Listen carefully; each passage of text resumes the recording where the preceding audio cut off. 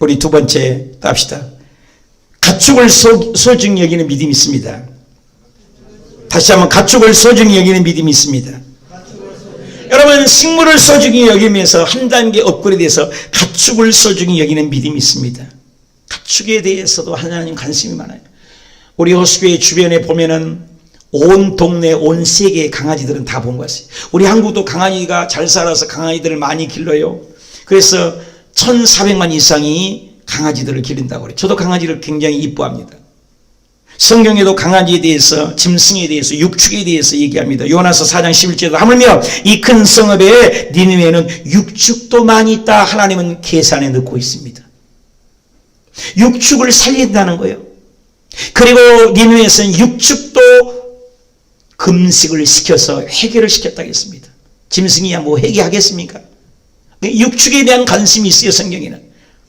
그래서 육축에 대한 관심이 합당치 않느냐. 식물에서 가축으로.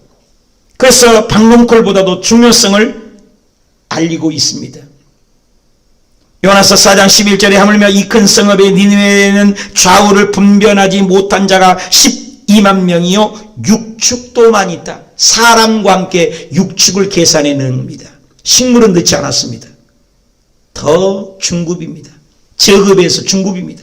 내가 아끼는 것이 합당치 않냐. 누가 아낀다는 거예요? 하나님이 아낍니다. 우리 인생을 살면서 짐승을 좋아하는, 짐승만 바라보는 사람이 있습니다. 식물 때문에 요나처럼 웃고 우는 사람이 있는가 하면은 짐승이 얼마나 많아요. 구약에는 사실 짐승을 굉장히 귀하게 여겼습니다. 짐승을 통해서 하나님은 말씀을 하십니다. 노아 방주, 노아의 때와 같이 마지막 때는 갔는데 노아의 때 어떻게 했어요? 짐승들이 둘씩 왔어요. 노아 방주에 타려고.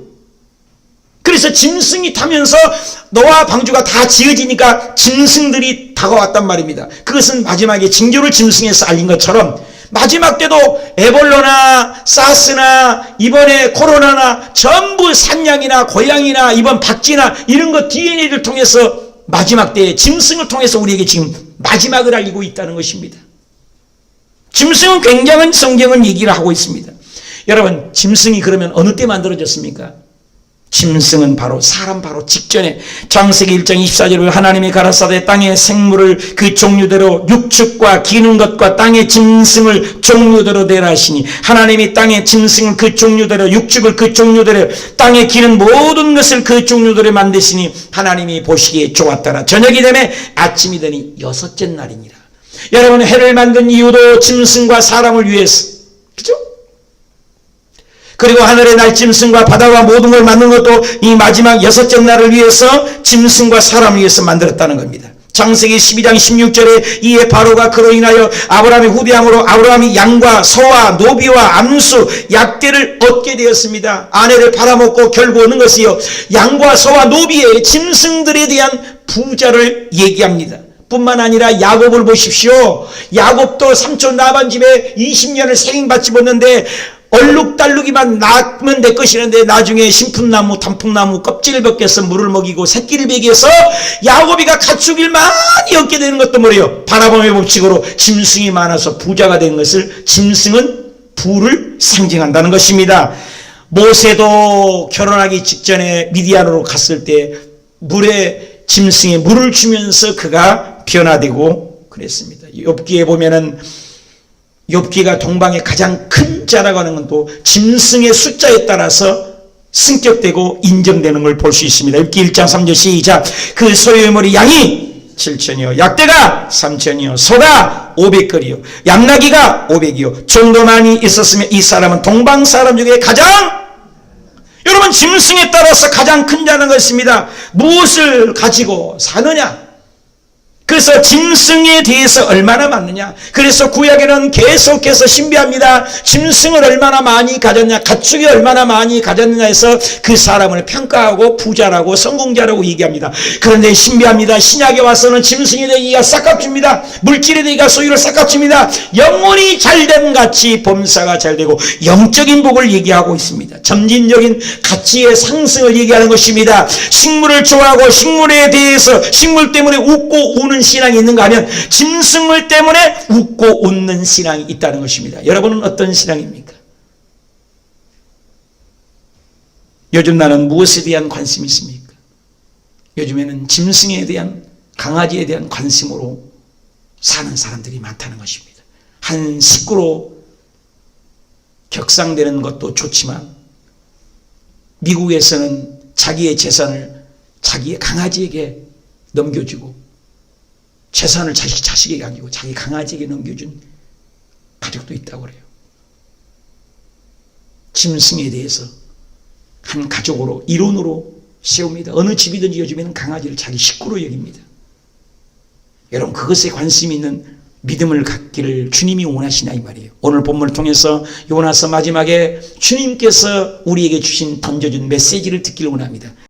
안녕하세요. 교회행전 김정성 목사입니다. 안녕하세요. 김경아입니다. 네, 오늘 교회행전은요 경기도 파주시에 위치한 순복음 호수교회를 찾아왔습니다. 네, 순복음 호수교회가 정말 호수 옆에 있어서 호수교회인지 다른 심오한 뜻이 있는지 네. 담임 목사님을 만나 뵙겠습니다. 네, 목사님 안녕하세요. 안녕하세요, 목사님.